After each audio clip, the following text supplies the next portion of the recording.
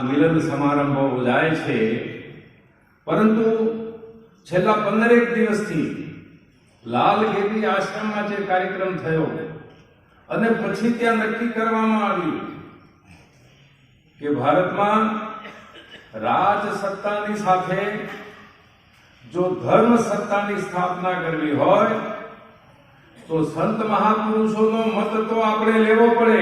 આવ્યું કે અમદાવાદમાં, ગાંધીનગર અમદાવાદમાં જે મોટામાં મોટું મેદાન છે,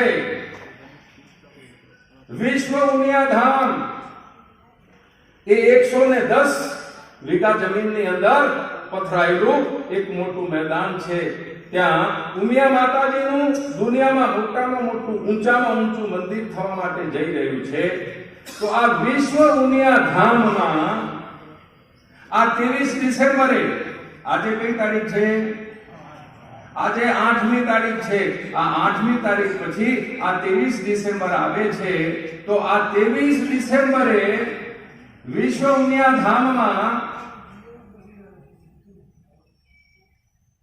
2 વાગ્યાથી 5 વાગ્યાનો સમય છે. હમણાં આપને જે પત્રિકા આપી છે, પત્રિકા આપને વાંચી હશે અથવા તો પછી ઘરે જઈને વાંચજો. એની અંદર વિગતવાર માહિતી આપવામાં આવી છે. તો આ 23મી ડિસેમ્બરે વિશ્વ ઉમિયા ધામ પર આ ગુજરાત રાજ્યમાંથી 10,000 થી 15,000 સાધુ સંતો ભેગા થઈ રહ્યા છે. 10,000 થી 15,000 સાધુ સંતો અને તમામ સંપ્રદાયના સાધુ સંતો. આ સાધુ સંતોની શું તાકાત છે? આ સાધુ સંતોની તાકાત, આ સાધુ સંતો જ્યારે એક મંચ ઉપર અને એક સ્થળ ઉપર 10,000 થી 15,000 સાધુ સંતો જ્યારે વિશ્વ ઉમિયા ધામ ઉપર ઉપસ્થિત થશે, આટલા સાધુ સંતો જ નહીં, પરંતુ અમારું ટાર્ગેટ છે, આ ગુજરાત રાજ્યના સંત મહાપુરુષોએ નક્કી કર્યું છે, ટાર્ગેટ નક્કી કર્યો છે કે 10 થી 15,000 સાધુ સંતો ત્યાં ઉપસ્થિત રહે. એટલું જ નહીં, પરંતુ એ દિવસે ગુજરાત રાજ્યમાંથી 10 લાખ થી 15 લાખ હિન્દુઓ ત્યાં આગળ ઉમટી પડશે. 10 લાખ થી 15 લાખની સંખ્યામાં હિન્દુઓ વિશ્વ ઉમિયા ધામ ઉપર એ પહોંચી જશે. જ્યાં એક જ રાજ્યમાંથી આટલી મોટી સંખ્યામાં સાધુ સંતોની ઉપસ્થિતિ હોય અને આટલી મોટી સંખ્યામાં જ્યારે હિન્દુઓ એક સ્થળ ઉપર ઉપસ્થિત હોય, તો ગુજરાતની તો વાત છોડો, અરે ભારતની વાત છોડો, આ દુનિયામાં કોઈ તાકાત નથી કે હિન્દુઓની ધર્મ સત્તાને પ્રસ્થાપિત કરતા કોઈ અટકાવી શકે. હિન્દુઓની ધર્મ સત્તા આ સમયની માંગ છે. હિન્દુઓની ધર્મ સત્તા એ આવશ્યકતા છે.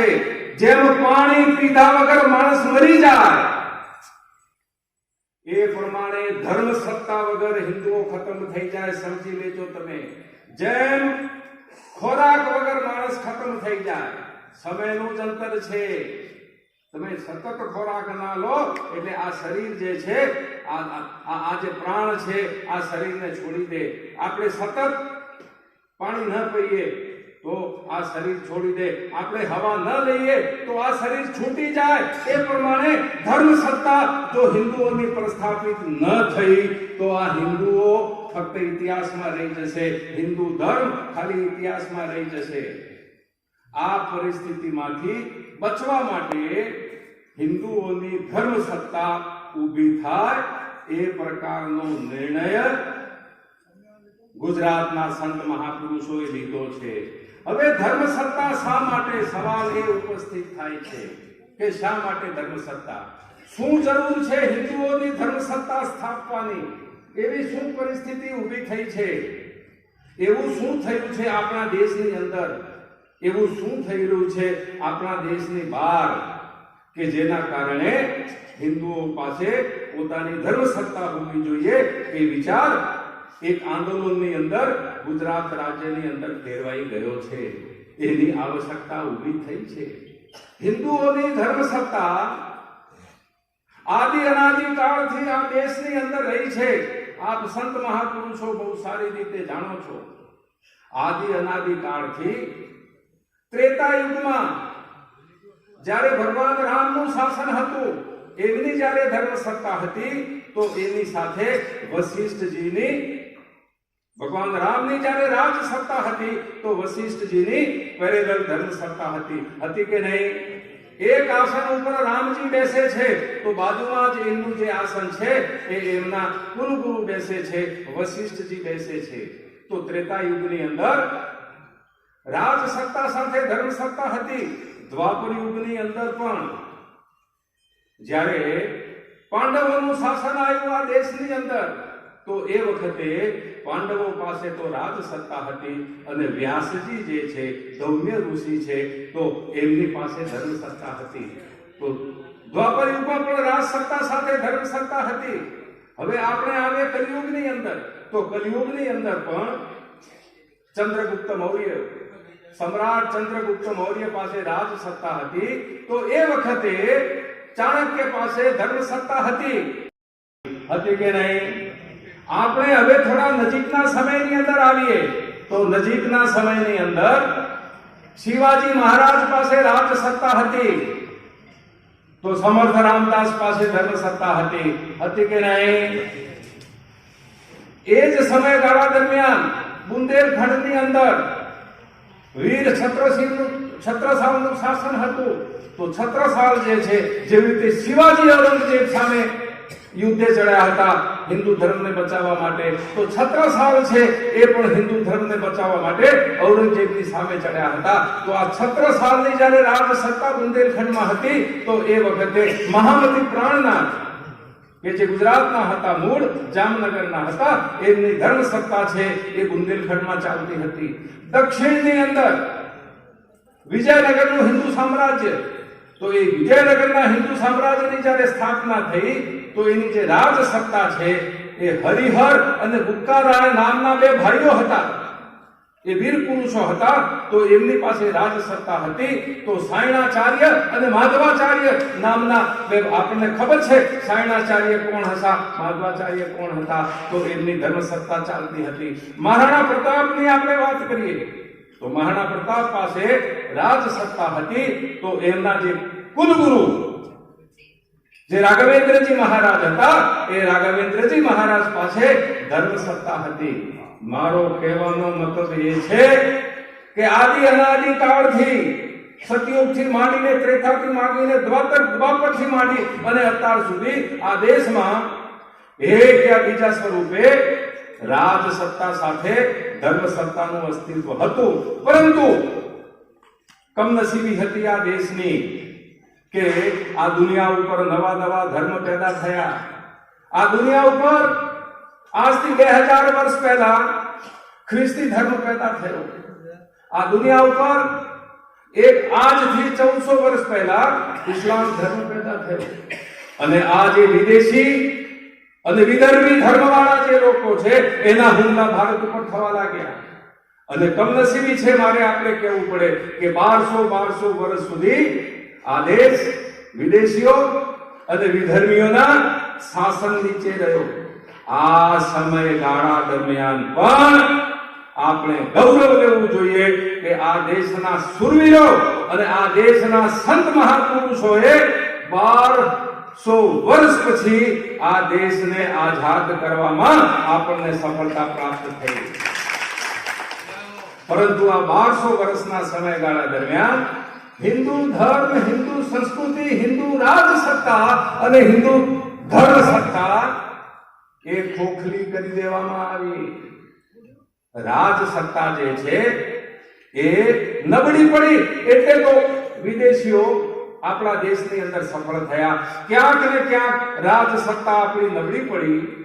એટલું જ નહીં, પરંતુ આ 1200 વર્ષના વિદેશી શાસન દરમિયાન આ દેશમાંથી જે ધર્મ સત્તા હતી, એ ધર્મ સત્તા પણ શિથિલ થઈ ગઈ.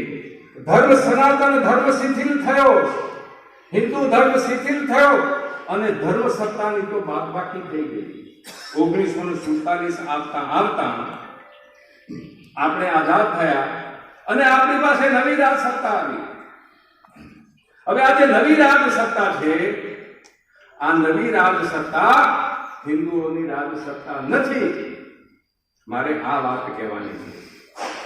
આપણને એમ લાગે છે કે 1947 આપણે આઝાદ થયા એટલે શાસન આપણી પાસે આવ્યું, રાજ આપણી પાસે આવ્યું, હિન્દુઓ પાસે આવ્યું.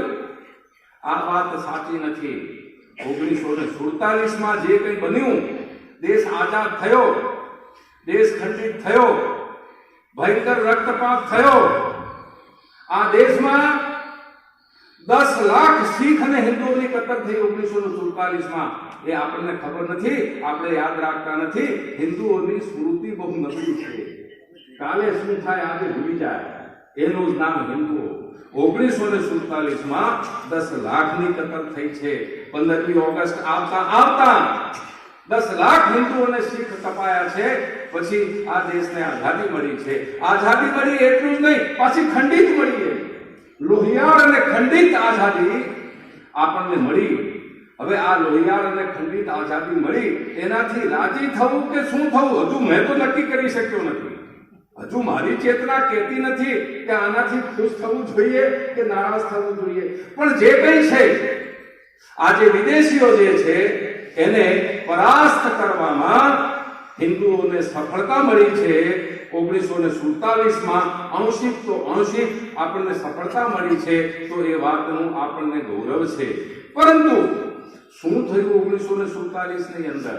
1200 વર્ષ પછી જે હિન્દુઓએ સંઘર્ષ કર્યો, 1200 વર્ષ સુધી, અને કરોડો હિન્દુઓની કતલ થઈ છે. કરોડોની 1 2 3 4 5 નહીં, કરોડો. એટલા બધા હિન્દુઓની કતલ થઈ છે. અને પછી આપણને આઝાદી મળી. તો ખરેખર એ સમયે આ દેશમાં રાજ સત્તાની સાથે ધર્મ સત્તા ઊભી કરવાનો સમય હતો 1947. એ સમય આપણે ચૂકી ગયા. એ મોકો આપણી પાસેથી જતો રહ્યો. અને ત્યાર પછી એક પક્ષીય એવી રાજ સત્તા દેશની અંદર ચાલી કે આપણે તો ભૂલી જ ગયા, હિંમત જ હારી ગયા કે ભાઈ આ તો ધર્મનિરપેક્ષ શાસન છે આ દેશની અંદર. આ દેશની અંદર હિન્દુઓ પોતાની ધર્મ સત્તા સ્થાપી શકે કે કેમ, એ વિચાર જ આપણી ખોપડીમાંથી ગાયબ થઈ ગયો. સાધુ સંતોના દિમાગમાંથી તો આ વાત ગાયબ થઈ ગઈ, પણ જનસામાન્ય જે હિન્દુઓ છે એના દિમાગમાંથી પણ આ વસ્તુ નીકળી ગઈ. હિન્દુઓ ભોળી પ્રજા છે, મારે કહેવું જોઈએ. હું પણ હિન્દુ છું એટલે મને ખબર છે કે હિન્દુઓ ભોળી પ્રજા છે. અને મારા સાધુ સંતો તો એના કરતા પણ વધારે ભોળા છે. મારે શું કહેવું, આ સાધુ સંતો છે સનાતન ધર્મના, એ તો એમના કરતા પણ વધારે ભોળા છે. આપણે પાસે એક પક્ષીય રાજ સત્તા 75 વર્ષની અંદર આ દેશની અંદર આઝાદીના 75 વર્ષ થયા. અને આ 75 વર્ષ દરમિયાન આપણે ક્યારે સર્વેયુ કર્યું છે કે આપણે શું મેળવ્યું અને શું ખોયું? શું મેળવ્યું આપણે આઝાદી દરમિયાન? શું મેળવ્યું અને શું ખોયું આપણે? આપને હું 1-2 દાખલા આપીશ તો આપણને ખ્યાલ આવી જશે. આપણને જે ભણાવવામાં આવે છે એ જુદું છે, આપણને શીખવાડવામાં આવે છે એ જુદું છે, છાપામાં વાંચીએ છીએ એ જુદું છે, ટીવીમાં રોજ પેલા જે હુમલા કરે છે, વૈચારિક હુમલા, આ કંઈ જુદું છે અને વાસ્તવિકતા કંઈ જુદી છે. શું થયું 1947 ની અંદર? 1947 પહેલા 200 વર્ષ સુધી અંગ્રેજોનું શાસન હતું. કેટલા વર્ષ સુધી? 200 વર્ષ. અંગ્રેજો કોણ હતા? ખ્રિસ્તીઓ હતા. કોણ હતા? મુગલોનું શાસન હતું તો મુસ્લિમ શાસન હતું, તુર્કોનું શાસન હતું તો મુસ્લિમ શાસન હતું. હવે અંગ્રેજોનું શાસન હતું તો કોનું શાસન હતું? તો ખ્રિસ્તીઓનું શાસન હતું. હવે આ ખ્રિસ્તી અંગ્રેજો 200 વર્ષ સુધી, કાશ્મીરથી કન્યાકુમારી સુધી આ લોકોએ આ દેશ ઉપર રાજ કર્યું. અને આ 200 વર્ષ દરમિયાન જેટલા હિન્દુઓને આ વિદેશીઓ ખ્રિસ્તી ન બનાવી શક્યા, એના કરતા કઈ ગણા કેટલાય વધારે હિન્દુઓને 1947 પછી છેલ્લા 75 વર્ષ દરમિયાન એમને ખ્રિસ્તી બનાવી દેવામાં આવ્યા છે. શું કાંદા કાઢ્યા આપણે? દેશી ભાષામાં વાત કરીએ, આ ઉત્તર ગુજરાત છે, આપણે શું કાંદા કાઢ્યા આઝાદી દરમિયાન? શું કર્યું આપણે? શું પ્રાપ્ત કર્યું? વિદેશી શાસનમાં તો આપણે અકબંધ રહ્યા, હિન્દુ તરીકે અકબંધ રહ્યા, પણ આ કહેવાતું સ્વદેશી શાસન આવ્યું તો આ દેશની અંદર 3 રાજ્યો ખ્રિસ્તી રાજ્યો થઈ ગયા. મારા અનુગામી શું નામ? જયંતિભાઈ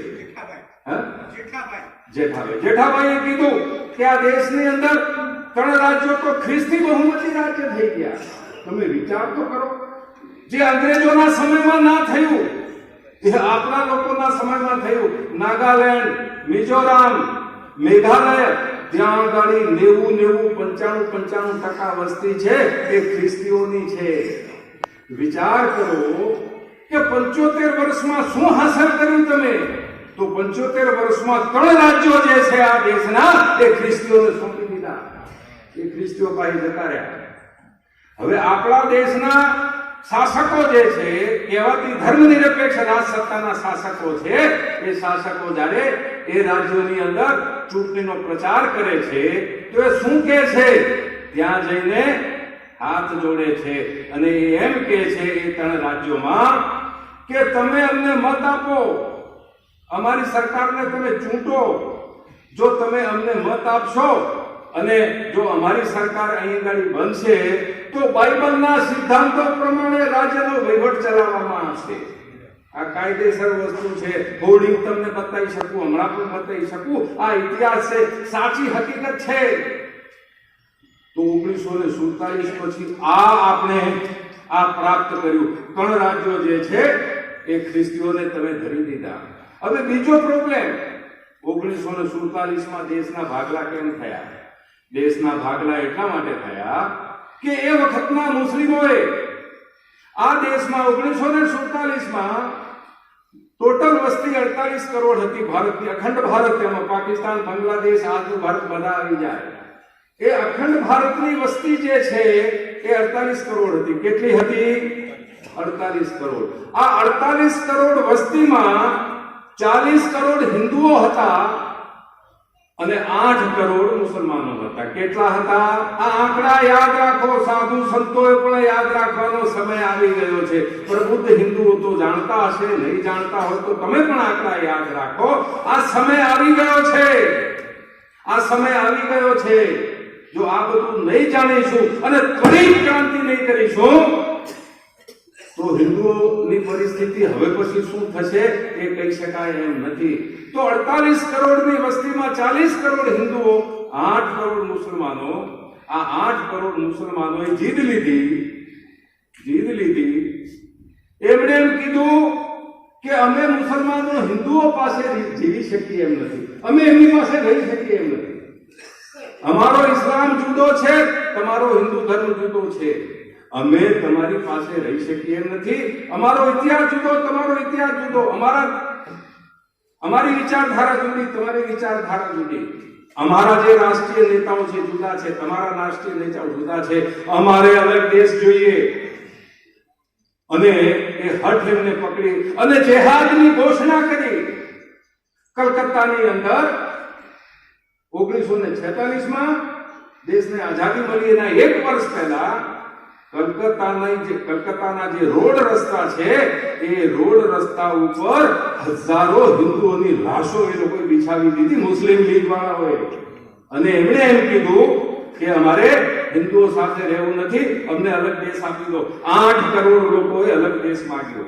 હવે એ અલગ દેશ, મને શરમ આવે છે આ વાત આપને કહેતા કે 40 કરોડને ડરાવીને, ધમકાવીને, એમની છાતી ઉપર બેસીને અને એ વખતના આપણા જે નેતાઓ હતા એ નેતાઓને બીવડાવીને આ 8 કરોડ લોકોએ આ દેશના ભાગલા કરી દીધા.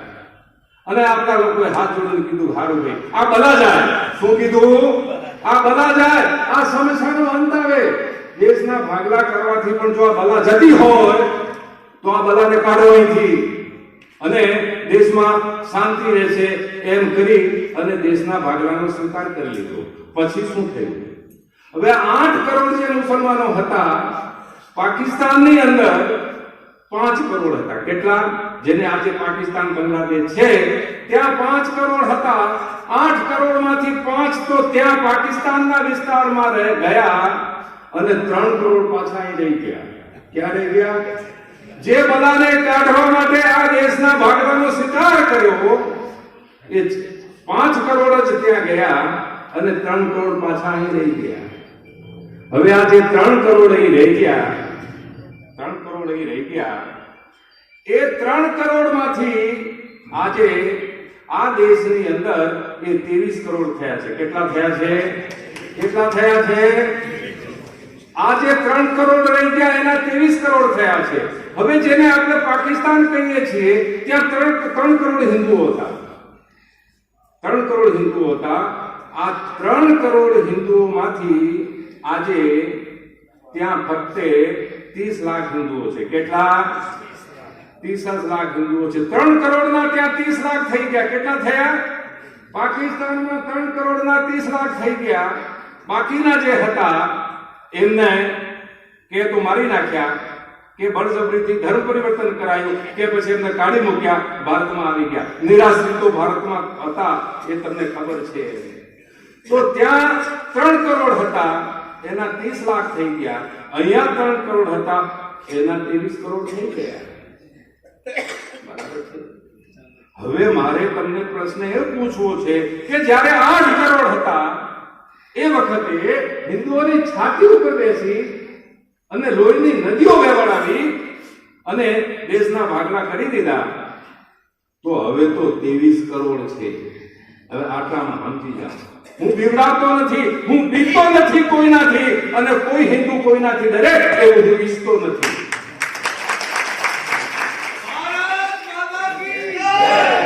મારો વિષય કોઈને બીવડાવવાનો નથી, મારો વિષય કોઈને ડરાવવાનો નથી. મારો વિષય એ છે કે આપણે ત્યાં શું થયું 75 વર્ષ પહેલા એ વસ્તુ રિપીટ થાય એ પ્રકારની પરિસ્થિતિ ફરીથી આજે ઉપસ્થિત થઈ છે. તો એવી પરિસ્થિતિમાં આપણે શું કરવું જોઈએ?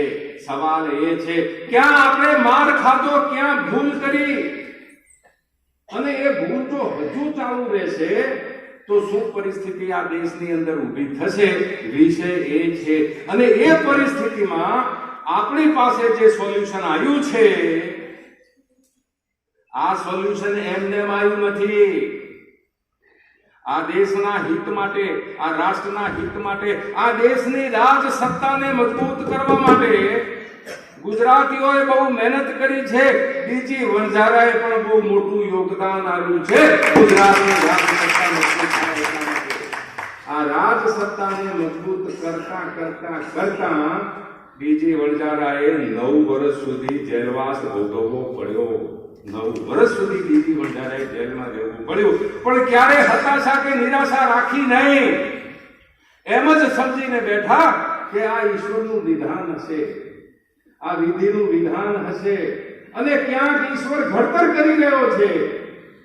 હું પોઝિટિવ રહ્યો કે હું જ્યારે બહાર હતો ત્યારે તો આપણે બહાર હોઈએ તો આપણું ઘડતર થાય છે. અરે જેલમાં જઈએ તો ત્યાં પણ શું ખાતરી કે ઈશ્વર આપણું ઘડતર કરવા માટે આપણને જેલમાં નહીં મોકલ્યા હોય? આ મારું ઘડતર કરવા માટે મને જેલમાં ભગવાને મોકલ્યો છે એમ સમજી અને પાછી કમર બાંધી દીધી અને 9 વર્ષ સુધી આ ચિંતન કર્યું, મનન કર્યું, શાસ્ત્રોનું વાંચન કર્યું, ઇતિહાસ વાંચ્યો, અને ક્યાં ભૂલ થાય છે, દેશમાં શું ખૂટે છે, શું ખૂટે છે, એના કારણે તકલીફ છે. હવે શું કરીએ તો તકલીફમાંથી મુક્ત થાય? તો એ વખતે આ અનંત બ્રહ્માંડને ચલાવનારો પરમાત્મા છે, એ પરમાત્માએ પ્રેરણા આપી કે ભઈલા મામલો બહુ આસાન છે. આ દેશમાં ખાલી રાજ સત્તા છે, એની સાથે ધર્મ સત્તાને ગોઠવી દો, બધી સમસ્યાઓનો હલ આવી શકે. આ ખાલી રાજ સત્તા ચાલે છે, આ રાજ સત્તાની સાથે ધર્મ સત્તા ગોઠવી દો. પક્ષી 2 પાંખોથી ઉડે, 1 પાંખથી ઉડે ખરો? ના ઉડે. 2 પાંખ હોય તો જ પક્ષી ઉડે. રાજ સત્તા અને ધર્મ સત્તા 2 પાંખો છે. 2 પાંખો હોય તો જ ભારત ઉડે. 2 પૈડા હોય તો જ રથ ચાલે. રાજ સત્તા અને ધર્મ સત્તા 2 પૈડા છે તો જ રથ ચાલે. મહાપુરુષોને એમાં બેસાડાય અને એ રથને આગળ ખેંચીને લઈ લેવાય. તો રથના 2 પૈડા જોઈએ. ગાડી ચલાવી હોય તો 2 પાટા જોઈએ. 1 પાટા ઉપર ગાડી નહીં ચાલે.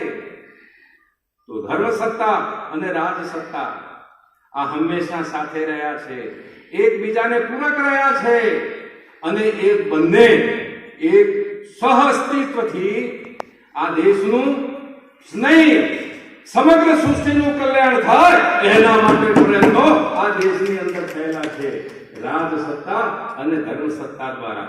તો વાત બિલકુલ ચોખ્ખી આવી ગઈ, એક ને એક બે જેવી આવી ગઈ કે ક્યાં ફાફે ચડ્યા છો. જ્યારે આખું ઝાડ સુકાઈ રહ્યું છે, ઝાડ આખું જ્યારે સુકાતું હોય અને પાના પીળા થતા હોય તો આપણે એક એક પાનાને પાઈને પાણી પાઈએ, એક એક પાનાને પકડીને પાણી પાઈએ તો એ પાના લીલા થશે પાછા? જ્યારે ઝાડ સુકાઈ રહ્યું છે અને પાના પીળા થઈ રહ્યા છે તો આ જે પાના જે છે એને એક એકને પકડીને પાણી પાઈ અને વ્યર્થનો વ્યાયામ કરીએ એને લીલા કરવા માટે. એના કરતા તો આપના જેવા કોઈ સંત મહાપુરુષ કહે છે, એટલે આ શું મૂર્ખામી કરો છો, એક એક પાનાને તમે પાણી પાઓ છો. અરે મૂળિયાની અંદર પાણી નાખો ને, આ ઝાડ લીલું થઈ જશે. મૂળિયામાં પાણી નાખો, આ ઝાડ લીલું થઈ જશે અને ઝાડ લીલું થશે એટલે બધા પાંદડા લીલા થઈ જશે. ક્યાં એક એક પાંદડા પકડી અને મહેનત મજૂરી કરી રહ્યા છો. આ ઈશ્વરનું નિધાન છે. ભારતની જે પણ સમસ્યાઓ છે, રાષ્ટ્રની સમસ્યાઓ છે, સભ્યતાની સમસ્યાઓ છે, સંસ્કૃતિની સમસ્યાઓ છે, સંતોની સમસ્યાઓ છે, મારા સંત મહાપુરુષોની સમસ્યાઓ છે. આ કોઈ સમસ્યાઓનો પાર નથી અને આ સમસ્યાઓ રાજસત્તા એકલી હલ કરી શકે એમ નથી. માટે આ દેશની અંદર ધર્મસત્તા હોવી જોઈએ. આપને હું પૂછું છું, આ દેશમાં રાજસત્તા સાથે ધર્મસત્તા હોવી જોઈએ કે નહીં? હા હોય તો બે હાથ ઊંચા કરીને હા કહો. શાબાશ શાબાશ, બે હાથ ઊંચા કરીને.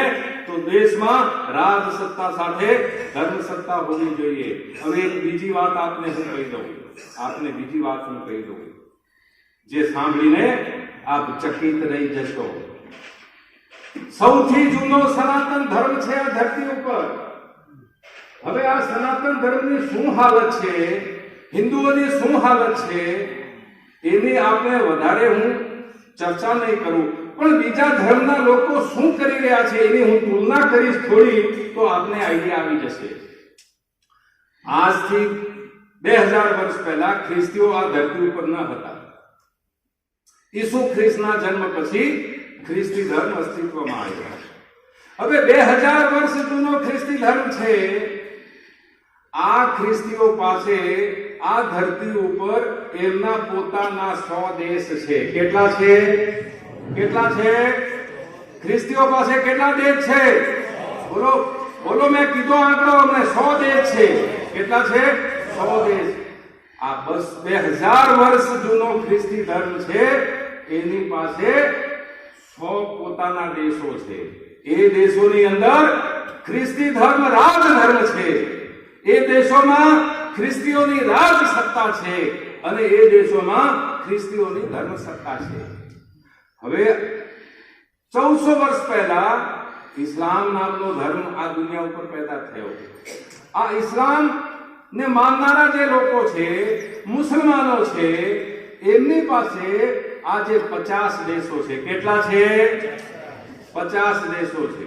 ફક્ત 1400 વર્ષ પહેલા જ આવ્યા હો. આપણે સનાતન છીએ, આપણે રોજ કહીએ છીએ અને ગૌરવ લઈએ છીએ, અમે સનાતની છીએ, આદિ અનાદિકાળથી છીએ અને આદિ અનાદિકાળ સુધી રહીશું એવી આપણે વાત કરીએ છીએ. સાચી વાત છે, હું સંમત છું એની પાસે, પણ હું એમ કહું છું કે ફક્ત 1400 વર્ષ પહેલા જે ધર્મ પેદા થયો 50 દેશોના એ માલિક છે મુસ્લિમો, અને ત્યાં એમનો જે રાજધર્મ છે ઇસ્લામ છે, અને 50 દેશોની અંદર એમની રાજસત્તા છે અને એમની ધર્મસત્તા છે. આ દુનિયા ઉપર બૌદ્ધો જે ભારતમાંથી નીકળ્યા છે, જે હિન્દુઓમાંથી બૌદ્ધો પેદા થયા છે, આ બૌદ્ધોના 7 દેશો છે.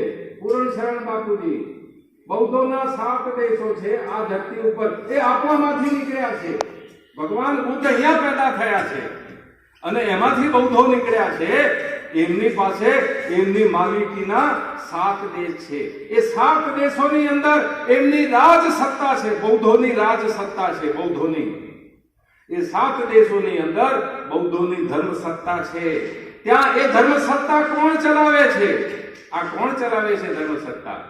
તો બૌદ્ધોના દેશમાં બૌદ્ધ સંતો ધર્મ સત્તા ચલાવે. મુસ્લિમ દેશો છે તો ત્યાં આગળ મુલ્લા મૌલવી છે ધર્મ સત્તા ચલાવે. ખ્રિસ્તી દેશો છે તો પાદરીઓ ત્યાં આગળ ધર્મ સત્તા ચલાવે.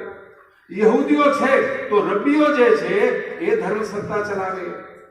હવે આટલા બધા દેશોમાં એમની રાજ સત્તા છે અને એમની ધર્મ સત્તા છે. હવે હિન્દુઓ જે છે તો મારે આપને પૂછવાનું છે કે હિન્દુઓ પાસે કેટલા દેશ છે? હું આપને પૂછવા માંગુ છું. આપને કોઈને આંકડો હોય તો કહો. મેં બીજા ધર્મોના આંકડા કીધા, તમારી પાસે આંકડો હોય તો મને કહો. હિન્દુઓ આ ધરતી ઉપર 1 અબજ છે. કેટલા છે ધનગીરી બાપુ? આપણી વસ્તી 1 અબજ હિન્દુઓ આ ધરતી ઉપર રહે છે. આ 1 અબજ હિન્દુઓ પાસે પોતાના દેશ કેટલા કોઈને ખબર હોય તો આંગળી ઊંચી કરો. શાબાશ. ગિરીશ બાપુ કહે છે કે હિન્દુઓ પાસે 1 પણ દેશ નથી. હવે ગિરીશ બાપુને હું પ્રશ્ન પૂછું કે આ માહિતી તમારી સાચી છે કે ખોટી? એ તો કહો બાપજી. હવે આટલા બધા ભારતમાં તો આપણે બહુમતી છીએ, તો આ દેશ તો હિન્દુઓની માલિકીનો ખરો કે નહીં? હિન્દુઓની માલિકીનો ખરો કે નહીં? નહીં. ભલે આપણે બહુમતીમાં છીએ ભારતની અંદર, પણ ભારતની માલિકી હિન્દુઓની નથી. આ દેશ હિન્દુઓનો નથી. નોંધ કરો, નોંધ કરો. સાધુ સંત મહાપુરુષો અને અહીં બેઠેલા પ્રબુદ્ધ હિન્દુઓ જે છે, આપને હું આ વાતનો નોંધ કરો કે આ તો તમે ભાડાના ઘરમાં બેઠા છો. ક્યાં બેઠા છો? ભાડાના ઘરમાં બેઠા છો. તમને થશે કે આ સાહેબ જેલમાં જઈને ગાંડા થઈને પાછા આવ્યા કે શું? કે આટલી વાતો કરે છે કે હિન્દુઓ ભાડાના ઘરમાં બેઠા છે, કે આ સાહેબનું નામ તો ડાયાજી છે પણ કે ગાંડાજી જેવી વાતો કેમ કરે છે કે હિન્દુઓની પાસે કોઈ દેશ નથી અને હિન્દુઓ ભાડાના ઘરમાં બેઠા છે? કે આવી વાતો આ સાહેબ કરે છે તો શંકા ઊભી થાય. શંકા ઊભી થાય એ સહજ વસ્તુ છે. પણ હું કહું છું એ વાત સાચી છે કે આ દેશની માલિકી હિન્દુઓની નથી. આ દેશ હિન્દુઓનો નથી. કેમ નથી? વાત બિલકુલ સાચી, બિલકુલ સામાન્ય છે. કારણ કે 1947માં આ દેશને ધર્મ નિરપેક્ષ જાહેર કરી દીધો. દરેક દેશોની અંદર રાજ્ય ધર્મ છે. મુસ્લિમો છે, મુસ્લિમોનો દેશ છે તો ઇસ્લામ એ રાજ્ય ધર્મ છે. ત્યાં ખ્રિસ્તીઓનો દેશ છે તો ક્રિશ્ચિયાનિટી ત્યાં રાજ્ય ધર્મ છે. યહૂદીઓનો દેશ છે તો જુદાઇઝમ જે છે એ ત્યાં આગળ એનો રાજ્ય ધર્મ છે. બૌદ્ધોનો દેશ છે તો બૌદ્ધ ધર્મ એ ત્યાંનો રાજ્ય ધર્મ છે. હવે ભારત જે છે, ભારતનો રાજ્ય ધર્મ કયો? ભારતનો કોઈ રાજ્ય ધર્મ છે? ભારતનો કોઈ રાજ્ય ધર્મ નથી. ભારતનો કોઈ રાજ્ય ધર્મ નથી. આ ધર્મ નિરપેક્ષ સ્ટેટ છે. હવે દેશનો રાજ્ય ધર્મ નથી તો આ રાજ સત્તા હિન્દુઓની કહેવાય ખરી? જે રાજ સત્તા ચાલે છે, આપણે ત્યાં 27 રાજ્યો છે. જમ્મુ કાશ્મીર જે છે યુનિયન ટેરિટરી થયા પછી દેશમાં 27 રાજ્યો છે ગુજરાત જેવા, અને ભારત સરકાર છે. તો ગુજરાત રાજ્ય અને એવા બીજા 27 રાજ્યો આ દેશમાં છે. તો એ રાજ્યોમાં જે શાસન છે એ હિન્દુઓનું નથી. કેન્દ્ર સરકારમાં જે શાસન છે, જે રાજ સત્તા છે, એ હિન્દુઓની રાજ સત્તા નથી. ભઈલા સમજો. આ જેટલું જલ્દી સમજાય એટલી આપણને પછી તડપડાટ લાગશે કે જલ્દી સુધારો કરો, બાકી ગયા કામથી ભૂસાઈ જશો. આ ધરતી ઉપરથી ભૂસાઈ જશો. ભારતની જે રાજ સત્તા છે એ રાજ સત્તામાં હિન્દુઓ છે. આપણે એમ કહીએ ને કે ભાઈ ભારતના પ્રથમ વડાપ્રધાન કોણ હતા? તો કે જવાહરલાલ નહેરુ. હાલ વડાપ્રધાન કોણ છે? તો નરેન્દ્રભાઈ મોદી. તો જવાહરલાલ નહેરુ થી માંડી અને નરેન્દ્રભાઈ મોદી સુધી બધા વડાપ્રધાનો હિન્દુઓ છે. તો આ રાજ સત્તા હિન્દુઓની ના કહેવાય? અરે ભઈલા ના કહેવાય. આ રાજસત્તા છે એ ધર્મનિરપેક્ષ છે. આ રાજસત્તામાં હિન્દુઓ છે પણ રાજસત્તા હિન્દુઓની નથી. આ સૂક્ષ્મ ભેદ છે. આ સૂક્ષ્મ ભેદ આપણે સમજવો પડશે કે રાજસત્તામાં હિન્દુઓ છે પણ રાજસત્તા હિન્દુઓની નથી. તો રાજસત્તા જ્યારે હિન્દુઓની નથી, આ દેશ જ્યારે હિન્દુઓનો નથી અને ધર્મસત્તા તો છે જ નહીં, તો આ બધું હિન્દુ ધર્મ ન ધણિયાતો થઈ ગયો કે નથી થઈ ગયો? આ હિન્દુ ધર્મ ન ધણિયાતો છે. નીચે ઉપર આભ અને નીચે ધરતી, અને આભના ઉપર જે પરમાત્મા બેઠો છે એ પરમાત્મા ઈચ્છે છે કે પરિસ્થિતિને જો બદલવી હોય તો હિન્દુઓ પાસે પોતાની ધર્મ સત્તા હોવી જોઈએ. બસ આ જ સોલ્યુશન છે, બીજું કોઈ સોલ્યુશન નથી. બાકી ઓછા થતા થતા થતા આપણે જઈ રહ્યા છીએ. દિવસે દિવસે આપણે ઓછા થતા જઈએ છીએ. 1947 જ્યારે આ દેશ આઝાદ થયો ત્યારે હિન્દુઓની વસ્તી જે છે એ 85% હતી. કેટલી હતી? હિન્દુઓની વસ્તી આ દેશમાં 85% હતા ભાગલા થયા પછી. હવે આજે હિન્દુઓની વસ્તી જે છે એ 79% છે. કેટલી છે? આ આંકડા મારા ખીચામાંથી કાઢીને બોલતો નથી, સરકારી આંકડા છે. આ વસ્તી ગણતરીના સરકારી આંકડા છે. 1947 માં હિન્દુઓની વસ્તી આ દેશમાં 85% હતી. ગૌરવ શરણજી જાણે છે, અભ્યાસુ સંત છે, એ જાણે છે કે 85% વસ્તી જે છે એ હિન્દુઓની હતી. આજે હિન્દુઓની વસ્તી 79% છે. અને પેલી વસ્તી કેટલે પહોંચી છે તો મેં પહેલા આપને બતાવી દીધું. હવે બીજી વાત આપને કહી દઉં જે કોઈએ આપને કીધી નથી અને કોઈ કહેવાની હિંમત બી નહીં કરે. એ વાત આપને હું કહી દઉં. હવે આ ભારત દેશ હિન્દુઓનો દેશ તો નથી, એ તો મેં આપને સાબિત કરી બતાવ્યું. બંધારણ કહે છે હિન્દુઓનો દેશ નથી. તમને એ ખબર છે કે મુસ્લિમોના જે 50 દેશો છે એ 50 દેશમાં મુસ્લિમ દેશ તરીકે ભારતનો પણ સમાવેશ થાય છે. એ કોઈને ખબર હોય તો આંગળી ઊંચી કરો. આજે મેં વાત કરી મુસ્લિમોના કાયદેસરના 50 દેશો છે, મેં આપને કીધું. અને આખો વિશ્વનો જે મુસ્લિમ નકશો બનાવે છે, આખી દુનિયાનો નકશો બનાવે અને એમાં કયા કયા દેશોમાં ઇસ્લામ છે બતાવે, તો એ લોકોના નકશામાં, મુસ્લિમ જગતના નકશામાં ભારત પણ મુસ્લિમ દેશ તરીકે એ લોકો બતાવે છે. આપનામાંથી કોઈને ખબર હોય તો કૃપયા કહો કે આ વાતની ખબર હતી દીપક બાપુ? મુસ્લિમોનો જે મેપ છે, વર્લ્ડ મેપ છે, એમાં ભારત એ 51મો મુસ્લિમ દેશ છે. કેટલામો? 51મો. હવે બીજી વસ્તુ આપને કહું જે આપ ક્યારે જાણી નહીં હશે. આ 51મો તો દેશ છે, પણ મુસલમાનોની વસ્તીની દ્રષ્ટિએ દુનિયામાં જે 51 દેશો છે જ્યાં મુસલમાનો છે, તો મુસલમાનોની વસ્તીની દ્રષ્ટિએ ભારત જે છે એ ત્રીજો મુસ્લિમ દેશ કહેવાય છે. કયો કહેવાય છે?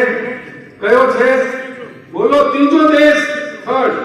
વસ્તીની દ્રષ્ટિએ દુનિયામાં મુસલમાનોની સૌથી વધારે વસ્તી છે એ દેશનું નામ ઇન્ડોનેશિયા છે. શું છે? ઇન્ડોનેશિયા. ઇન્ડોનેશિયામાં સૌથી વધારે મુસ્લિમ વસ્તી છે એટલે મુસ્લિમ કન્ટ્રી નંબર 1 ઇન્ડોનેશિયા. પછી બીજા નંબરમાં સૌથી વધારે જે મુસ્લિમ વસ્તી છે એ પાકિસ્તાન, એટલે પાકિસ્તાન નંબર 2 મુસ્લિમ કન્ટ્રી. અને ત્રીજા નંબરે વસ્તીની દ્રષ્ટિએ જે મુસ્લિમ દેશ છે એ ભારત દેશ છે.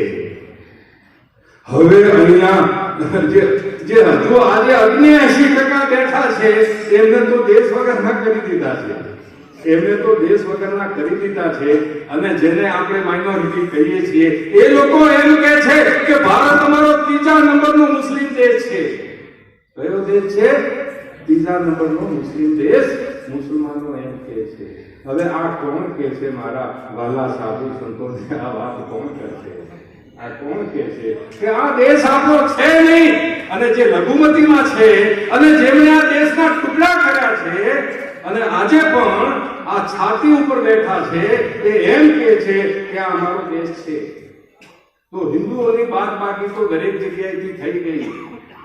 હિન્દુઓની બાદબાકી જ્યારે દરેક જગ્યાએથી થઈ ગઈ અને હવે આ બાદબાકીની જગ્યા જો બાદબાકી થઈ ગઈ, ક્યાંક ભાગાકાર થઈ ગયા. હિન્દુઓને આપણને બાદબાકી અને ભાગાકાર બહુ સારા આવડે છે. આપણને બાદબાકી અને ભાગાકાર બહુ સારા આવડે છે એવો ઇતિહાસ કહે છે. હવે સમય આવ્યો છે કે બાદબાકી અને ભાગાકાર નહીં, હવે હિન્દુઓ વત્તા અને ગુણાકાર શીખે. વત્તા અને ગુણાકાર શીખે. હવે આ વત્તા અને ગુણાકાર જો આપણે શીખવા હોય તો હિન્દુઓની ધર્મ સત્તા જોઈએ અને તાત્કાલિક જોઈએ. હિન્દુઓની ધર્મ સત્તા જોઈએ. હવે એક બીજી વાત આપને હું કહી દઉં અને પછી હું કન્ફ્યુઝન કરીશ કે જ્યારે આ દેશને આઝાદ કરવા માટે સંઘર્ષ ચાલતો હતો ત્યારે આ દેશમાં ફક્ત બે જ કોમો હતી. બાકી આ દેશની અંદર બે જ કોમો હતી, હિન્દુ અને મુસલમાન. મુસલમાન પોતાને મુસલમાન સમજતા હતા અને મુસલમાન સિવાય જેટલા બી બીજા સંપ્રદાયના મત પંથના જે લોકો હતા, ઇન્ક્લુડિંગ ખ્રિસ્તી, એ બધા લોકો હિન્દુ કહેવાતા. તો અંગ્રેજોએ વિભાજન કરો અને રાજ કરો, ડિવાઇડ એન્ડ રૂલ, આ અંગ્રેજોની પોલિસી હતી.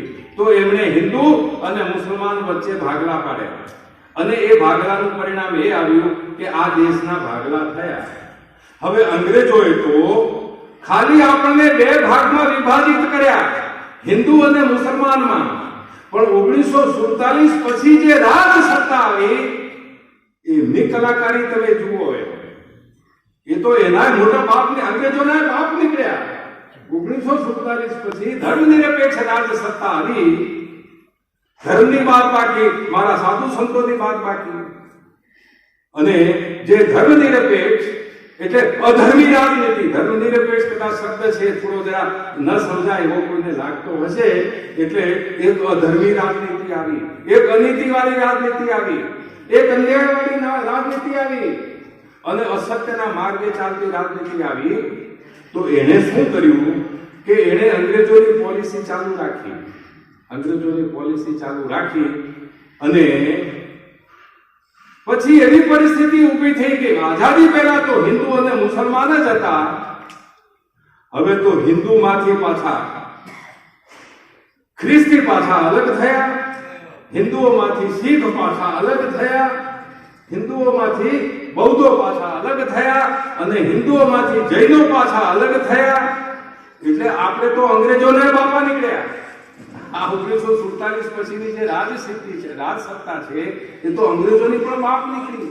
અંગ્રેજોએ તો બે જ વિભાજન કર્યા, આપણે તો એનાથી પણ વધારે વિભાજન કર્યું. પછી હિન્દુ ધર્મને સંપ્રદાયોમાં વહેંચી નાખ્યા, સાંપ્રદાયિક વિભાજન કર્યું. પછી હિન્દુ ધર્મને જાતિઓમાં વહેંચી નાખી અને જાતીય વિભાજન કર્યું. એટલે વિભાજન જે છે એ રાજ સત્તાનો ગુણ બની ગયો છે.